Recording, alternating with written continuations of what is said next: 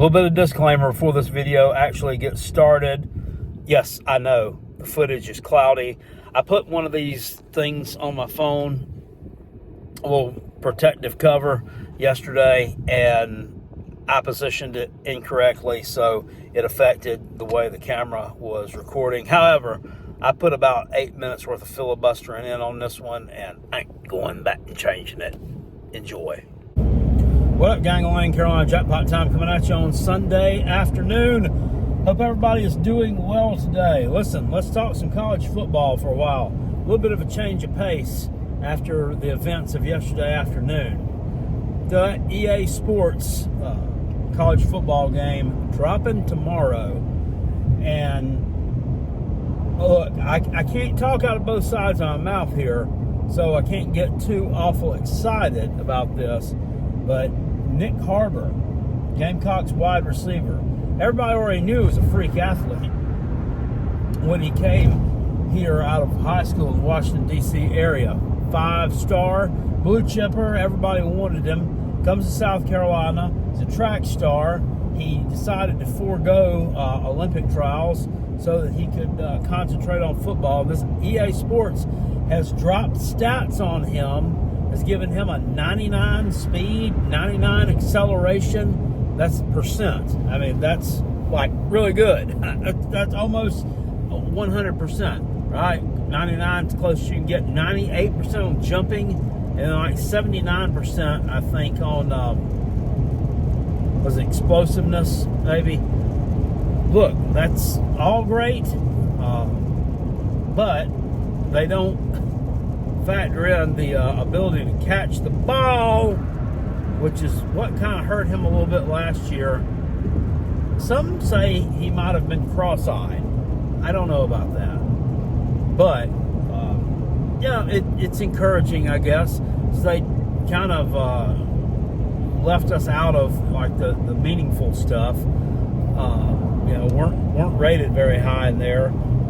But, you know, at the same time, I'm sitting here and calling it a farce because they put Clemson at number 6, which is, in fact, a farce. It's absolutely ridiculous. They're closer to number 60 than they are number 6, and that's the absolute truth. They have Colorado ranked like in the top 20. It's like, get the fuck out of here with that. So, Nyck Harbor, Gamecocks wide receiver, given a very, very high grade and very, very high praise by EA Sports in this new NCAA football 24 game that drops tomorrow. How many of you folks, I'm interested to know, are going to be playing that game? How many of you have it pre-ordered? Are you excited about it? Like, are you planning on laying out of work tomorrow so that you can play it? I don't know. I don't play video games. I'm not really into that. I used to play them with my son when he was younger, and he's 23 right now. In fact, he still plays them. But yeah, I'm not so much for Carolina Jackpot. It's not a part of my wheelhouse anymore. But anyway, let me know your thoughts on that. Nyck Harbor, freakish athlete, and given freakish athlete numbers by EA Sports. Very encouraging sign of the Gamecocks. Been hearing a little bit more, I wouldn't say love, but a little bit more optimism for the Gamecocks by some, you know, podcasters, some personalities on YouTube, talking about the Gamecocks in 2024 possibly flying under the radar a little bit. I'm telling you, I'm not backing off my official prediction at 6-6.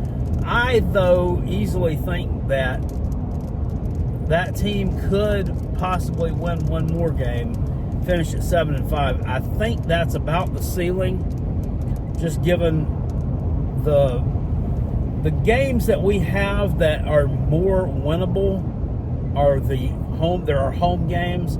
In fact, they're games that South Carolina is probably going to be an underdog in when they roll around. And I also hate that term, too. I mean, people will be talking about a game in Week 11 where Georgia's on the road at Ole Miss. They'll say, okay, well, Georgia's going to be favored in that game. I mean, why do people say dumb shit like this? I don't understand the theory behind that. You don't know what's going to happen between now and week 11. Georgia could have a rash of injuries, and Ole Miss could be sitting here at 10-0. They're not going to be favored in that game if those are the circumstances. So I don't know why people say things like that, but at any rate, more likely than not is what I'm going to say. A lot of those home games, you will be considered an underdog in, but they're more winnable. The game to me at home against LSU or the game at home against Texas A&M is way more winnable in my eyes than a road matchup at the Gaylord Family Memorial Stadium in Norman, Oklahoma. It just is. So I kind of like that concept about it, but even if you make a clean sweep of it and just kick ass in those home games, those road games, man, they're going to get you. They're going to get you. And I know I've said a lot of times on this channel, but let's don't bitch about the schedule because it's an SEC schedule. I'm not bitching about the schedule, okay? I'm just telling you those road games are in some pretty difficult venues to play in. I mean, you got to go to Alabama, you got to go to Oklahoma, you got to go to Clemson. I mean, those are not easy places to win. And nor do I think that you probably will be likely to win in those places. I don't think Kentucky in week 2 is going to be a very easy place to go to either. They have a lot more experience than the Gamecocks do. Many more returning starters there. The wide receiver room is pretty loaded for Kentucky. And despite the fact that Brock Vandagriff hasn't played much, I think he still holds an experience edge over Lenore Sellers. And he's been in the Georgia program now for, 3 years? I mean, you don't practice around champions and ride the pine around champions for 3 years without learning something, without picking something up, especially when you're a highly rated 4-star coming out of high school. So I think that's going to be a tough game, tough early season matchup. But I still like our chances at 6-6, and I like our chances to possibly pull an upset there too, which didn't do it last year, unfortunately. But as much as I like to criticize him, I'm not going to say as much as I like to criticize him. I'm going to say as much as I do criticize him, because I feel that's just the direction that I'm forced to be led by or led into because of just what we are right now.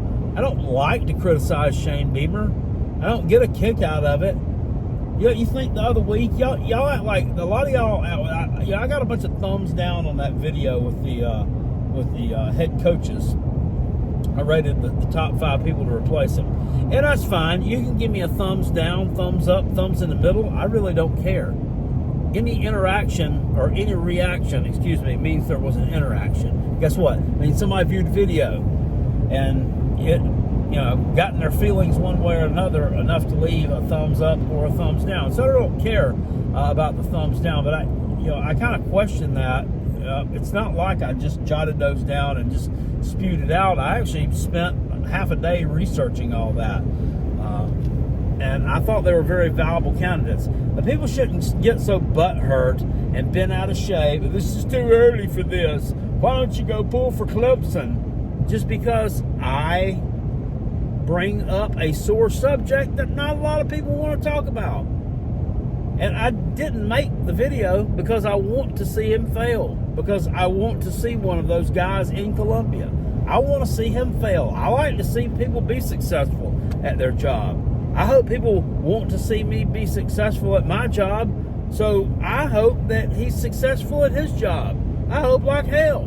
And I've told you guys many, many times that I hope that I have to eat a big plate full of crow at the end of the year for saying some of the things that I have about him and his staff. But, I mean, I like to take things at face value, and right now, face value has shown me that you're not a real good football coach and that you don't have a real great staff.